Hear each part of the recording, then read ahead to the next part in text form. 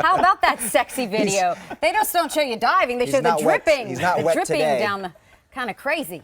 Yeah. So, cliff diver.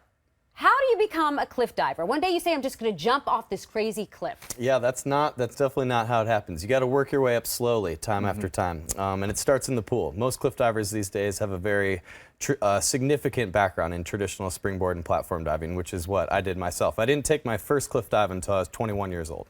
What do your parents say when they see? I mean, there's people in the newsroom, and a friend of mine just said my son showed me video of him cliff diving, and I almost had a heart attack. Yeah, my mom loves it. My dad likes to tell people when they ask how I got into it, he dropped me on my head too many times as a child, which is probably true. But no, they're super proud parents. They come and they support me all the time. Yeah, it's wonderful. I'm amazed that they organize it this way. I'm shocked that I get to make a living doing what I love. But this isn't just some guy like you're out at the lake and you jump off some cliff, because that's dangerous. You're even wearing the boiler up because you were a Purdue Boilermaker. You were on the diving team at Purdue, and clearly we can see that. You're very disciplined in the way you go down. Yeah, exactly. I mean, people picture us as these adrenaline junkies, which is really not the case. I mean, adrenaline is just a side effect of it. And we are true divers through and through. We absolutely love the sport. We get to travel around the world and do what we love and inspire people to do the same. I mean, it's just it's an amazing series that Red Bull puts on. Safety is always first, and it's such a cool show. So safety is first. They do check it out before you guys jump off these cliffs, right? Because there are people out there. No, Bobby, obviously, they're going to land on a rock. Well, I don't know, because I'm sure people jump off cliffs true. all the time thinking they're going to land in the water and really don't know what's. No, absolutely. down there. They do these location checks years in advance. I mean, the calendar is set tons of time ahead of time, and we go to some incredible locations all over the world. Safety is definitely number one. I'm never worried when I'm standing up on the platform. There's safety in the water, safety standing by, safety right behind me. It's always good to go. So I feel very secure when I'm jumping off these platforms. So you're buddies with Ricky Fowler? I golfer? have golfed and dove with Ricky before. He is quite the diver.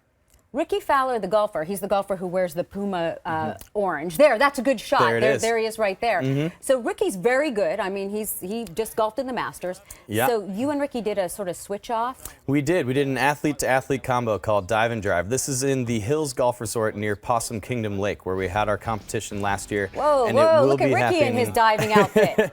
Ricky's Sorry. got some skills, yeah. This year, May 30th, we'll be diving at Possum Kingdom Lake again.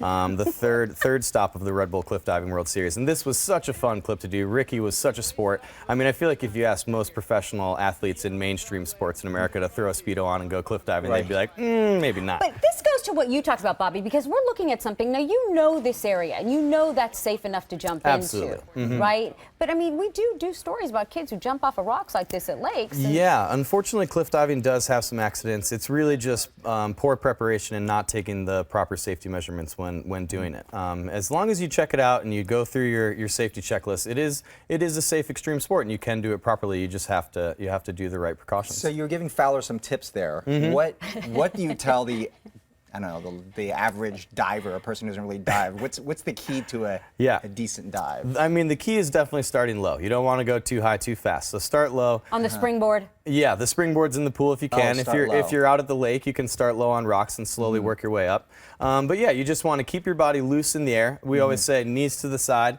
roll down the windows for balance, and then you got to get tall and tight at the end. Well, that's a lot to remember. Because you're not going in head first. You're going in feet first. Feet first. Always feet first, yeah. Always feet first. I mean, we grew up traditionally diving, always entering hands first, like the famous Olympic divers. But now that we do high diving, anything above 30 feet, it's not really safe to enter on your hands, so you want to go in feet first. Did you want to be an Olympic diver?